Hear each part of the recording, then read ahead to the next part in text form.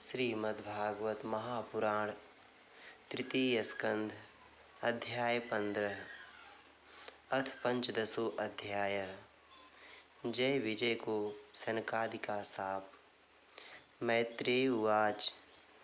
प्राजापत्यं तु तत्तेजः परतेजोहनं दितिः दधार वर्षाणि शतं संकमाना सुरार्दनात्।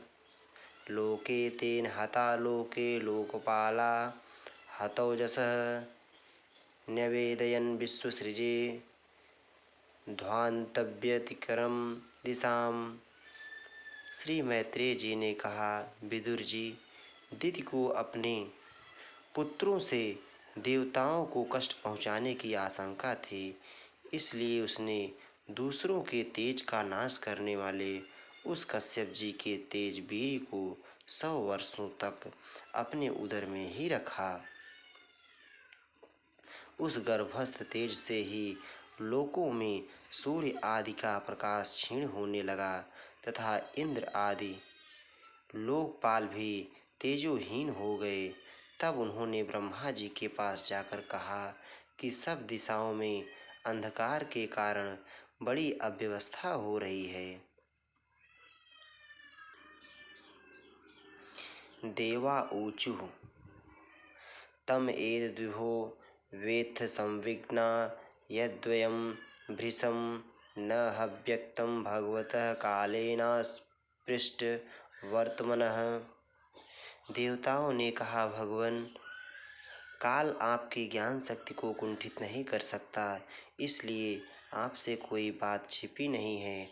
आप इस अंधकार के विषय में भी जानते ही होंगे। हम तो इससे बड़े ही भयभीत हो रहे हैं। देव देव जगद्धार्थ लोकनाथ शिखामणे परेशाम परेशाम त्वं भूतानामसि भावित।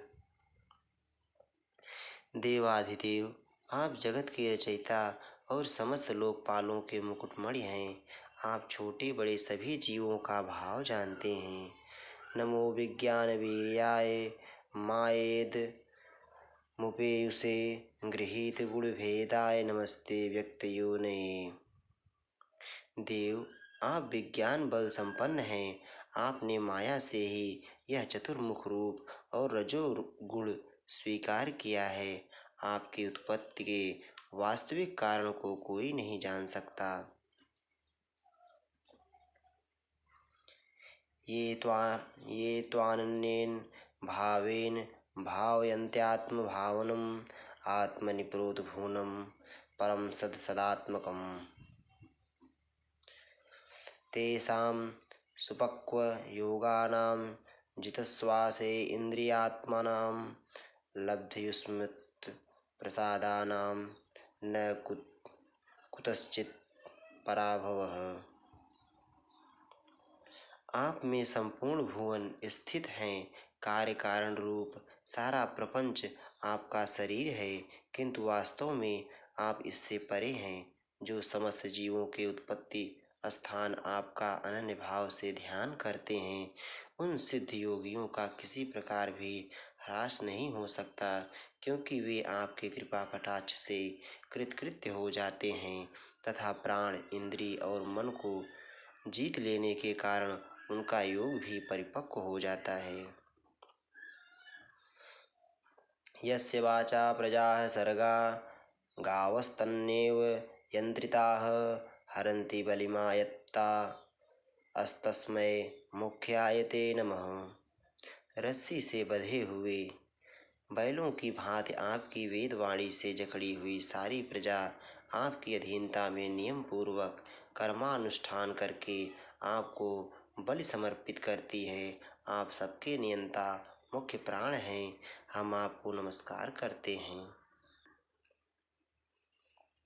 स त्वं विधत्स्व सं सुमंस्तमसा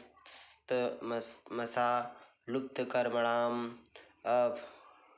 अधभद्रया दृष्टया आपन्ना नरहसि छितुम। भूमन, इस अंधकार के कारण दिन रात का विभाग स्पष्ट हो जाने से लोकों के सारे कर्म लुप्त होते जा रहे हैं, जिससे वे दुखी हो रहे हैं, उनका कल्याण कीजिए और हम शरणागतों की ओर अपनी अपार दया दृष्टि निहारिए। एष देवदितेर्गर्भ ओजः काश्यपमर्पितं दिशस्ते मिरयन् सर्वा वर्धते अग्निरिवैधसे। देव आग जिस प्रकार ईंधन में पड़कर बढ़ती रहती है, उसी प्रकार कश्यप जी के वीर से स्थापित हुआ यह दिति का गर्भ सारी दिशाओं को अंधकारमय करता हुआ क्रमशः बढ़ रहा है। मैत्रेय उवाच स प्रहस्य महाबाहो भगवान् शब्दगोचरः प्रयाचष्टात्म भूर्देवान् प्रीडन रुचिरया गिरा। श्री मैत्रेय जी कहते हैं, महाबाहो, देवताओं की प्रार्थना सुनकर भगवान ब्रह्मा जी हंसे और उन्हें अपनी मधुर वाणी से आनंदित करते हुए कहने लगे। ब्रह्मोवाच मानसा मे सुता युष्मत्पूर्वजाः सनकादयः चेरुर्विहाय सा लोकान् लोकेषु विगतस्पृहाः। श्री ब्रह्मा जी ने कहा, देवताओं, तुम्हारे पूर्वज मेरे मानस पुत्र सनकादि लोकों की आसक्ति त्याग कर समस्त लोकों में आकाश मार्ग से विचरा करते थे। त एकता भगवतो वैकुंठस्यामलात्मनः ययुर्वैकुंठनिलयं सर्वलोकनम् अस्कृतम्। एक बार वे भगवान विष्णु के शुद्ध सत्व में सब लोकों के शिरोभाग में स्थित वैकुंठ धाम में जा पहुँचे। वसन्ति यत्र पुरुषाः सर्वे वैकुंठमूर्तयः ये अनिमित्त निमित्तेन धर्मेणाराधयन् हरिम्। वहाँ सभी लोग विष्णु रूप होकर रहते हैं और वह प्राप्त भी उन्हीं को होता है जो अन्य सब प्रकार की कामनाएं छोड़कर केवल भगवत चरण शरण की प्राप्ति के लिए ही अपने धर्म द्वारा उनकी आराधना करते हैं। यत्र चाद्यः पुमानास्ते भगवान् शब्दगोचरः सत्वं विष्टभ्य विरजं स्वानां नो मृडयन् वृषः। वहाँ वेदांत प्रतिपाद्य धर्म मूर्ति श्री आदिनारायण हम अपने भक्तों को सुख देने के लिए शुद्ध सत्व में स्वरूप धारण कर हर समय विराजमान रहते हैं। यत्र नैः श्रेयसं नाम वनं काम दुघैर्द्रुमयः सर्वर तुश्रीभिर्विभ्राजत् कैवल्यमिव मूर्तिमत्। उस लोक में नए श्रेयस नाम का एक वन है जो मूर्तिमान कैवल्य सा ही जान पड़ता है।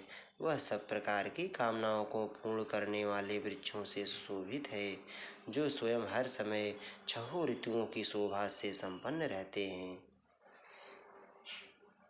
वैमानिकाः सललानाश्चरितानि यत्र गायन्ति लोकसमलक्षणपणानि भर्तुः अंतर्जले अनुविकसन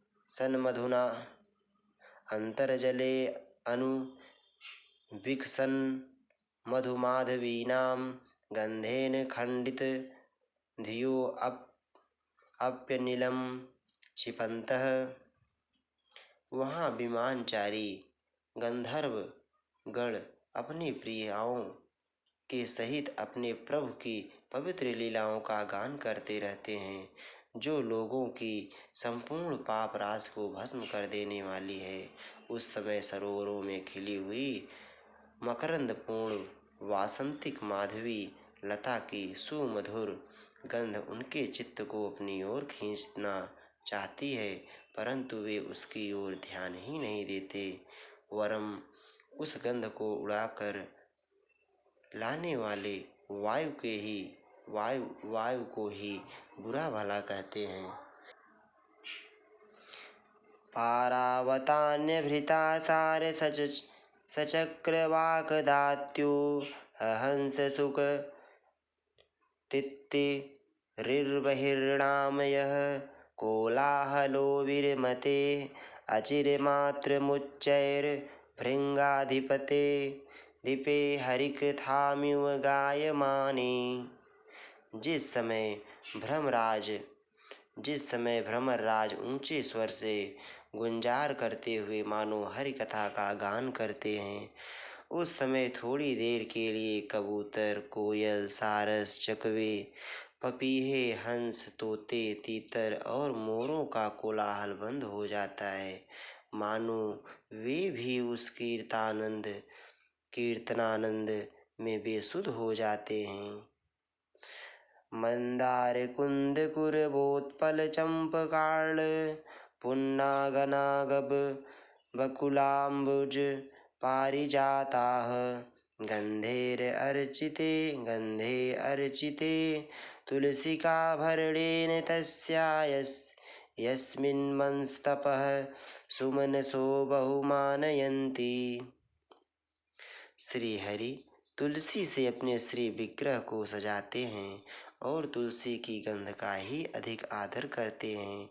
यह देखकर वहाँ के मंदार, कुंद, कुरबक, तिलक वृक्ष, उत्पल, रात्रि में खिलने वाले कमल, चंपक, अर्ण, पुन्नाग, नागकेसर, बकुल, मौलसिरी, अंबुज, दिन में खिलने वाले कमल और पारिजात आदि पुष्प सुगंध युक्त होने पर भी तुलसी का ही तप अधिक मानते हैं। यत संकुलं हरिपदान अतिमात्र दृष्टैर वैदूर्यमारकत हेममैर्विमानैः येषां बृहत्कटि तटाः स्मितशोभिमुख्यः कृष्णात्मनां न रज आदधुरुत्सं याद्यः। वह लोक वैदूर्य, मरकत मणि, पन्ने और स्वर्ण के विमानों से भरा हुआ है। ये सब किसी कर्म फल से नहीं बल्कि एकमात्र श्री हरि के पाद पद्मों की वंदना करने से ही प्राप्त होते हैं। उन विमानों पर चढ़े हुए कृष्ण प्राण भगवत भक्तों के चित्तों में बड़े बड़े नितंबों वाली सुमुखी सुंदरियां भी अपनी मंद मुस्कान एवं मनोहर हास परिहास से काम विकार नहीं उत्पन्न कर सकती। श्रीरूपिणी क्वलयति चरणारविन्दं लीलाम्बुजेन हरिसद्यनि मुक्तदोषा संलक्ष्यते स्फटिककुड्य उपेतहेम्नि सम्मार्जतीव यदनुग्रहणे अन्यन्तः यत्नः। परम सौंदर्यशालिनी लक्ष्मी जी, जिनकी कृपा प्राप्त करने के लिए देवगण भी यत्नशील रहते हैं, श्री हरि के भवन में चंचला रूप दोष को त्याग कर रहती हैं। जिस समय अपने चरण कमलों के नुपुरों की झनकार करती हुई वे अपना लीला कमल घुमाती हैं, उसी समय उन कनक भवन की स्फटिकमय दीवारों में उनका प्रतिबिंब पड़ने से ऐसा जान पड़ता है मानो वे उन्हें बुहार रही हों। वापी सुविद्रुमत टास्वमलामृताप्सु प्रेष्यान्विता निजवने तुलसीभिरीशम्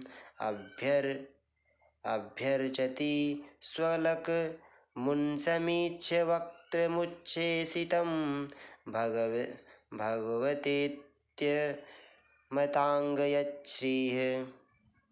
प्यारे देवताओं, जिस समय दासियों को साथ लिए वे अपने क्रीड़ावन में तुलसी दल द्वारा भगवान का पूजन करती हैं, तब वहाँ के निर्मल जल से भरे हुए सरोवरों में, जिनमें मूंगे के घाट बने हुए हैं, अपना सुंदर अलकावली और उन्नत नासिका से सुशोभित मुखार बिंदु देखकर यह भगवान का चुम्बन किया हुआ है, यूं जानकर उसे बड़ा सौभाग्यशाली समझती हैं। यन्न व्रजन्त्यघभिदो रचना नुवादांश छिन्वन्ति ये अन्य विषयाः कुकथामतिघ्नीः यास्तु श्रुता हतभगैर्निभिरात्सारा अस्तांस्तान् क्षिपन्त्यसरसेणु तमः सुहन्त। जो लोग भगवान की पापापहारिणी लीला कथाओं को छोड़कर बुद्धि को नष्ट करने वाली अर्थ काम संबंधिनी अन्य निंदित कथाएं सुनते हैं, वे उस वैकुंठ लोक में नहीं जा सकते। हाय, जब वे अभागे लोग इन सारहीन बातों को सुनते हैं, तब ये उनके पुण्यों को नष्ट कर उन्हें आश्रयहीन घोर नरकों में डाल देती हैं। ये अभ्यर्थितामपि च नो निगतिं प्रपन्ना ज्ञानं च तत्त्वविषयं सहधर्म यत्र नाराधनं भगवतो वितरन्त्यमुष्य सम्मोहिता विततयावत् मायया ते। आहा, इस मनुष्य योनि की बड़ी महिमा है। हम देवता लोग भी इसकी चाह करते हैं। इसी में तत्व ज्ञान और धर्म की भी प्राप्ति हो सकती है। इसे पाकर भी जो लोग भगवान की आराधना नहीं करते, वे वास्तव में उनकी सर्वत्र फैली हुई माया से ही मोहित हैं। यच्च व्रजन्त्य निमिषामृषभानुवृत्तया दूरे यमा ह्यपरि न स्पृहणीयशीलाः भर्तुर्मिथः सुयशसः कथना अनुरागवैकल्यव्य वाप्सकलया पुलकीकृतांगाः। देवाधिदेव श्री हरि का निरंतर चिंतन करते रहने के कारण जिनसे यमराज दूर रहते हैं, आपस में प्रभु के सुयश की चर्चा चलने पर अनुरागजन्य विह्वलतावश जिनके नेत्रों से अविरल अश्रुधारा बहने लगती है तथा शरीर में रोमांच हो जाता है, और जिनके से शील स्वभाव की हम लोग भी इच्छा करते हैं, वे परम भागवत ही हमारे लोकों से ऊपर उस वैकुंठ धाम में जाते हैं। तद्विश्व गुरुवधिकृतं भुवनैकवन्दं दिव्यं विचित्र विबुधाग्रे विमानशोचिः आपुः पराममुदं पूर्वमुपेत्य योगमायाबलेन मुनयस्तदथो विकुंठम्। जिस समय सनकादि मुनि विश्वगुरु श्री हरि के निवास स्थान संपूर्ण लोकों के वंदनीय और श्रेष्ठ देवताओं के विचित्र विमानों से विभूषित उस परम दिव्य और अद्भुत वैकुंठ धाम में अपने योग बल से पहुँचे, तब उन्हें बड़ा ही आनंद हुआ। तस्मिन्नतीत्य मुनयः खड्गसज्जमानाः कक्षाः समानवयसावथ सप्तमायां देवावचक्षत गृहीतगदौ परार्घ्य केयूरकुण्डलकिरीट विटंगवेशौ। भगवत दर्शन की लालसा से अन्य दर्शनीय सामग्री की उपेक्षा करते हुए वैकुंठ धाम की छह ड्योहड़ियाँ पार करके जब वे 7वीं पर पहुँचे, तब वहाँ उन्होंने हाथ में गदा लिए 2 समान आयु वाले देव श्रेष्ठ दिखलाई दिए, जो बाजूबंद कुंडल और किरीट आदि अनेकों अमूल्य आभूषणों से अलंकृत थे। मत्तत्विरे पवन मालिकया निवीतो विन्यस्तयासित चतुष्ट यबाहुमध्ये वक्त्रं भ्रुवाकुटिलया स्फुट निर्गमाभ्याम रक्ते क्षणेन च मनाग्रभसं दधानौ। उनकी 4 श्यामल भुजाओं के बीच में मतवाले मधुकरों से गुंजायमान वनमाला सुशोभित थी तथा बाकी भौहें फड़कते हुए नासिका रंध्र और अरुण नयनों के कारण उनके चेहरे पर कुछ क्षोभ के से चिन्ह दिखाई दे रहे थे। द्वारयेतयोर्निविवि सुरमिषतोरपृष्ठवा पूर्वा यथा पुरटो वज्रकपाटिकायाः सर्वत्र ते अविस्मया मुनयः स्वदृष्टया ये संचरन्त्यभिहिता विगताभिशंकाः। उनके इस प्रकार देखते रहने पर भी वे मुनिगण उनसे बिना कुछ पूछताछ किए जैसे सुवर्ण और ब्रजमय किवाड़ों से युक्त पहली 6 ड्योढ़ी लांघ कर आए थे उसी प्रकार उनके द्वार में भी घुस गए। उनकी दृष्टि तो सर्वत्र समान थी। वे निशंक होकर सर्वत्र बिना किसी रोक टोक के विचरते थे। तान वीक्ष्य वातरस नांस चतुरः कुमारान् वृद्धान् दशार्ध वयसो विदितात्म तत्त्वान् वेत्रेण चास्खलयतात् मतदर्हणांस्तौ तेजो विहस्य भगवत प्रतिकूलशीलौ।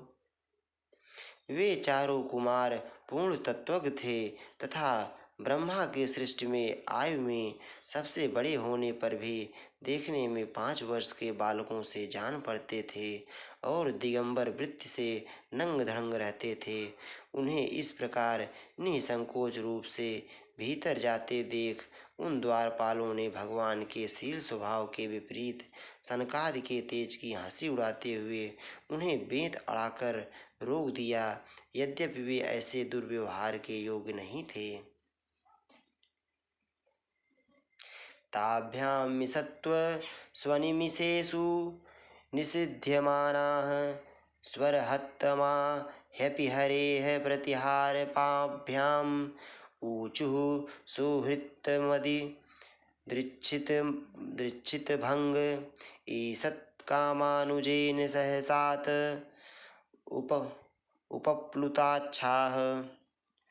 जब उन द्वारपालों ने वैकुंठवासी देवताओं के सामने पूजा के सर्वश्रेष्ठ पात्र उन कुमारों को इस प्रकार रोका, तब अपने प्रीतम प्रभु के दर्शनों में विघ्न पड़ने के कारण उनके नेत्र सहसा कुछ कुछ क्रोध से लाल हो उठे और वे इस प्रकार कहने लगे।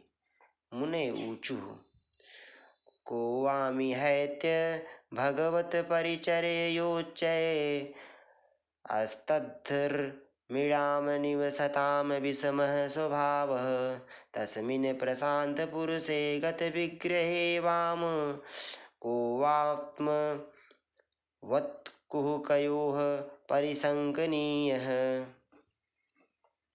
मुनियों ने कहा, अरे द्वारपालों, जो लोग भगवान की महती सेवा के प्रभाव से इन लोक को प्राप्त होकर यहाँ निवास करते हैं वे तो भगवान के समान ही समदर्शी होते हैं। तुम दोनों में भी उन्हीं में से तो हो, किंतु तुम्हारे स्वभाव में यह विषमता क्यों है? भगवान तो परम शांत स्वभाव हैं, उनका किसी से विरोध भी नहीं है। फिर यहाँ ऐसा कौन है जिस पर शंका की जा सके? तुम स्वयं कपटी हो, इसी से अपने ही समान दूसरों पर शंका करते हो। न्याह्यंतरं भगवतीः समस्तकुच्छावात्मान मात्मनि नभो नभसीव धीराः पश्यन्ति यत्र युवयोः सरलिंगिनो किं व्युत्पादितं ह्युदरभेदि भयं यतो अस्य।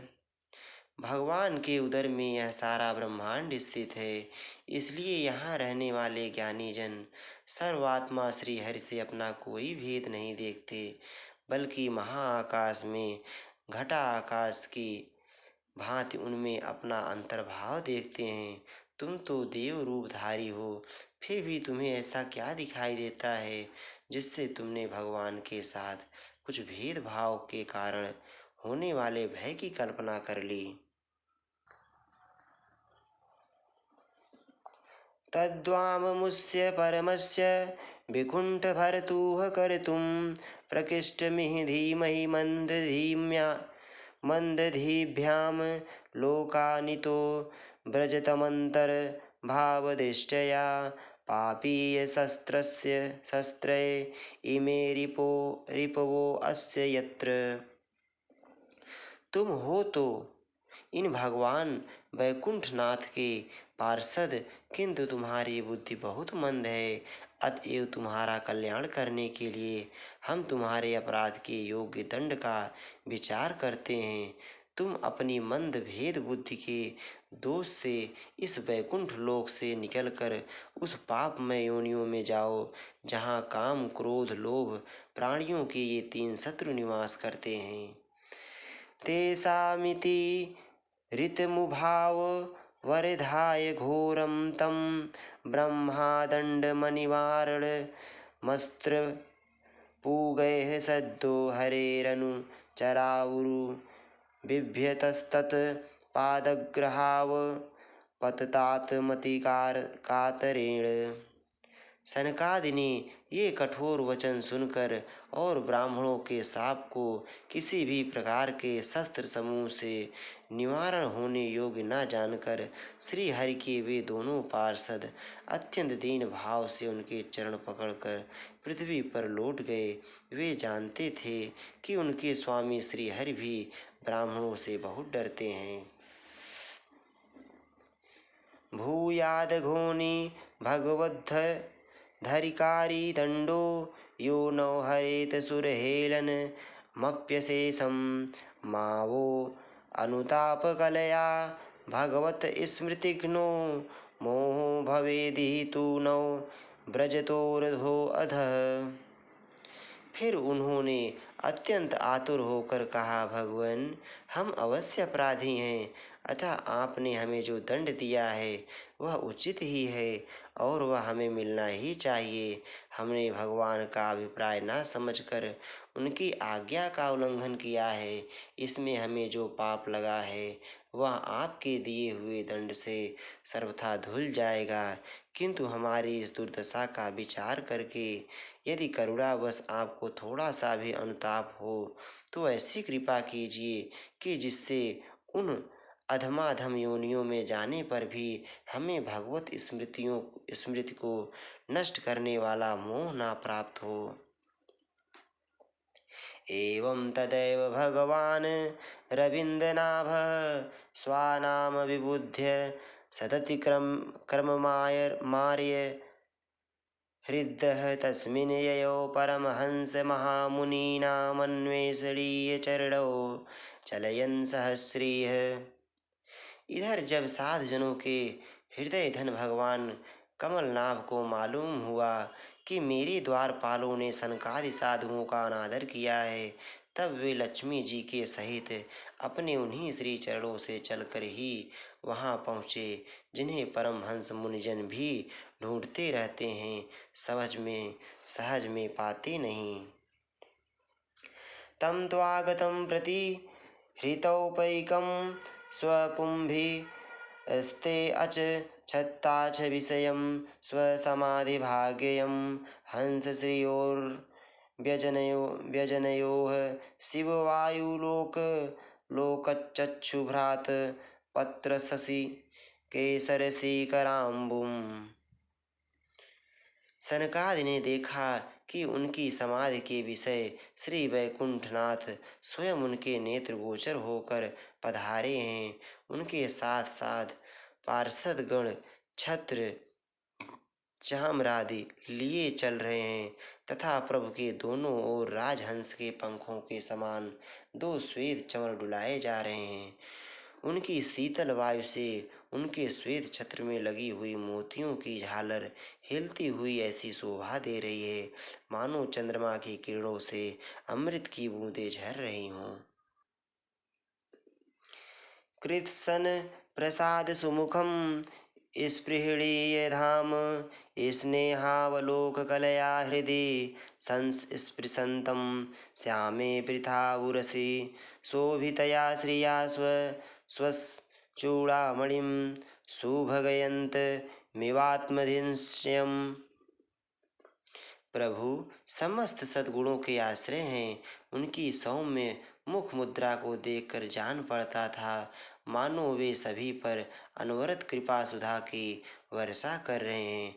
अपने स्नेहमयी चितवन से वे भक्तों का हृदय स्पर्श कर रहे थे तथा उनके सुविशाल श्याम वक्षस्थल पर स्वर्ण रेखा के रूप में जो साक्षात लक्ष्मी जी विराजमान थीं, उनसे मानो वे समस्त दिव्य लोकों के चूड़ामणि वैकुंठ धाम को सुशोभित कर रहे थे।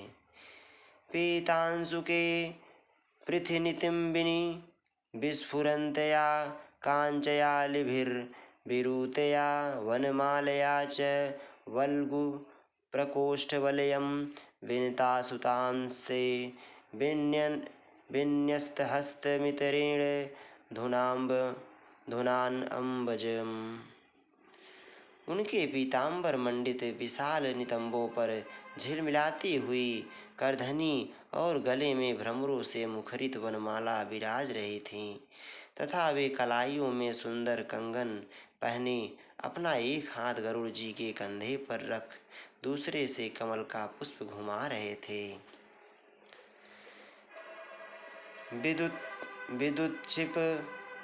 विद्युत्क्षिपन मकरकुंड कुंडल मंडनार्हगंड गंढस्थलोकन्न समुखम मणिमत्किरीटं दोर्दंड खंड विवरे हरता परार्घ्यहारेण कंधरगतेन च कौस्तुभेन। उनके अमोल कपोल बिजली की प्रभा को भी लजाने वाले मकराकृत कुंडलों की शोभा बढ़ा रहे थे। उभरी हुई सुघड़ नासिका थी, बड़ा ही सुंदर मुख था, सिर पर मणिमय मुकुट विराजमान था तथा चारों भुजाओं के बीच महामूल्यवान मनोहर हार की और गले में कौस्तुभ मणि की अपूर्व शोभा थी। अत्रोपसृष्टमिति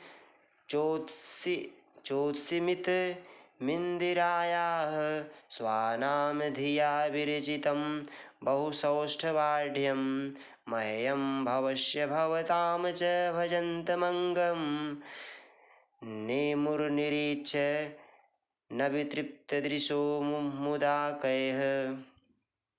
भगवान श्री विग्रह बड़ा ही सौंदर्यशाली था। भगवान का श्री विग्रह बड़ा ही सौंदर्यशाली था।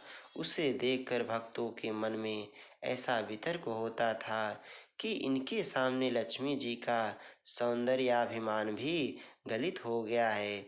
ब्रह्मा जी कहते हैं, देवताओं, इस प्रकार मेरे महादेव जी के और तुम्हारे लिए परम सुंदर विग्रह धारण करने वाले श्री हरि को देखकर सनकादि मुनीश्वरों ने उन्हें सिर झुकाकर प्रणाम किया। उस समय उनकी अद्भुत छवि को निहारते निहारते उनके नेत्र तृप्त नहीं होते थे।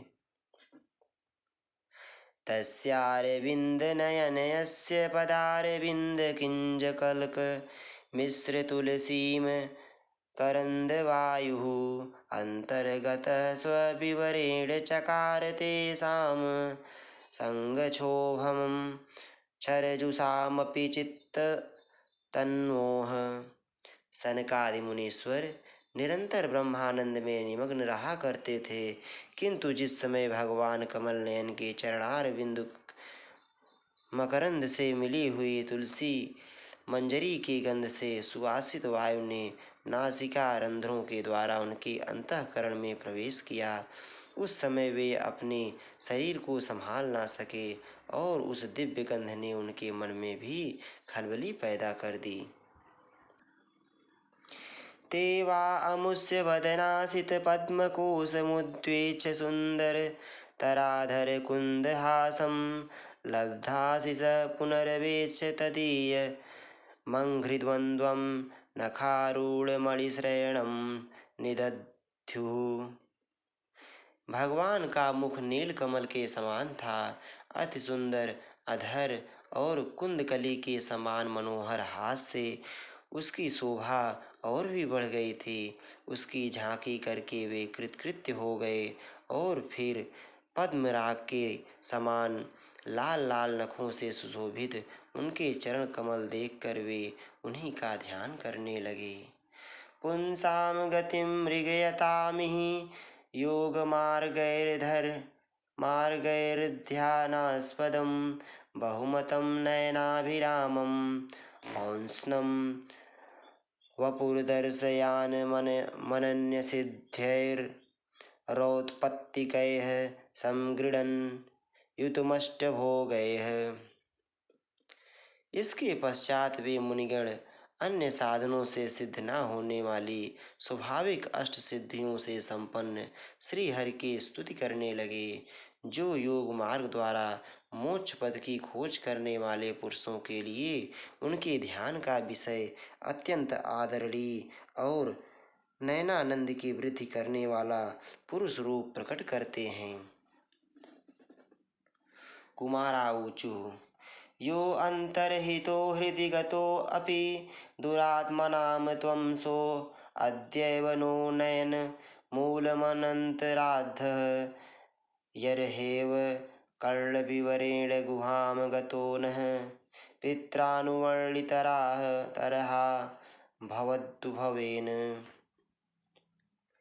सनकादि मुनियों ने कहा, अनंत, यद्यपि आप अंतर्यामी रूप से दुष्ट चित्त पुरुषों के हृदय में भी स्थित रहते हैं, तथापि उनकी दृष्टि से ओझल ही रहते हैं, किंतु आज हमारे नेत्रों के सामने तो आप साक्षात विराजमान हैं। प्रभु, जिस समय आपसे उत्पन्न हुए हमारे पिता ब्रह्मा जी ने आपका रहस्य वर्णन किया था, उसी समय श्रवण रंध्रों द्वारा हमारी बुद्धि में तो आप आ विराजे थे, किंतु प्रत्यक्ष दर्शन का महान सौभाग्य तो हमें आज ही प्राप्त हुआ है।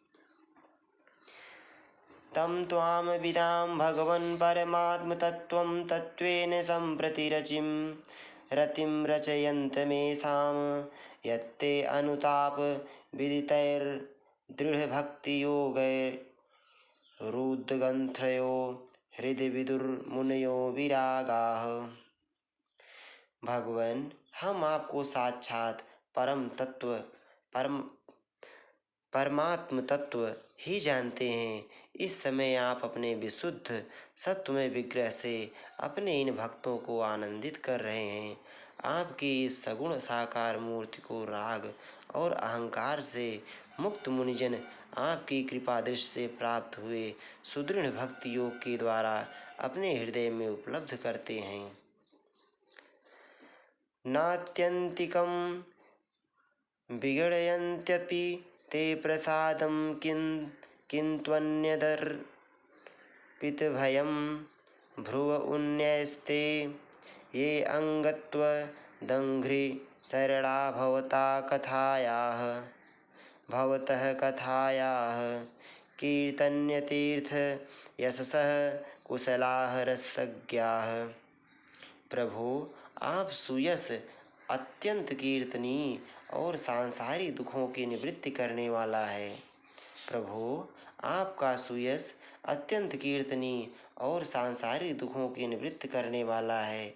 आपके चरणों की शरण में रहने वाले जो महाभाग आपकी कथाओं के रसिक हैं, वे आपके आत्यंतिक प्रसाद मोक्ष पद को भी कुछ अधिक नहीं गिनते। फिर जिन्हें आपकी जरा सी टेढ़ी भौं ही भयभीत कर देती है, उन इंद्र पद आदि अन्य भोगों के विषय में तो कहना ही क्या है। कामं भवः स्ववृजिनैर्निरयेषु नः अस्ताच्चेतो अलिववद्यदि नूते पदयो रमेत वाचश्च नस्तुलसिवदद्दि ते अंघ्रिशोभा पूर्येत ते गुणगणैर्यदि कर्णरन्ध्रः प्रादुश्चकर्थ यदिदं पुरुहूतरूपं तेनेश निर्वृत्तिमवापुरलं दिशो नः तस्मा इदं भगवतेनं इद्विधेम यो अनात्मनाम दुर्दयो भगवान प्रतीतः। भगवन, यदि हमारा चित्त भंवरे की तरह आपके चरण कमलों में ही रमण करता रहे, हमारी वाणी तुलसी के समान आपके चरण संबंध से ही सुशोभित हो और हमारे कान आपकी सुयस सुधा से परिपूर्ण रहें, तो अपने पापों के कारण भले ही हमारा जन्म नरकादि योनियों में हो जाए, इसकी हमें कोई चिंता नहीं है। विपुल कीर्ति प्रभो, विपुल कीर्ति प्रभो, आपने हमारे सामने जो यह मनोहर रूप प्रकट किया है, उससे हमारे नेत्रों को बड़ा ही सुख मिला है। विषयासक्त अजितेंद्रिय पुरुषों के लिए इसका दृष्टिगोचर होना अत्यंत कठिन है। आप साक्षात भगवान हैं और इस प्रकार अस्पष्टतया हमारे नेत्रों के सामने प्रकट हुए हैं। हम आपको प्रणाम करते हैं। इति श्रीमद्भागवते महापुराणे पारमहंस्यां संहितायां तृतीयस्कन्धे जय विजयोः सनकादिशापो नाम पंचदशोऽध्यायः। श्री राधा वल्लभ लाल की जय।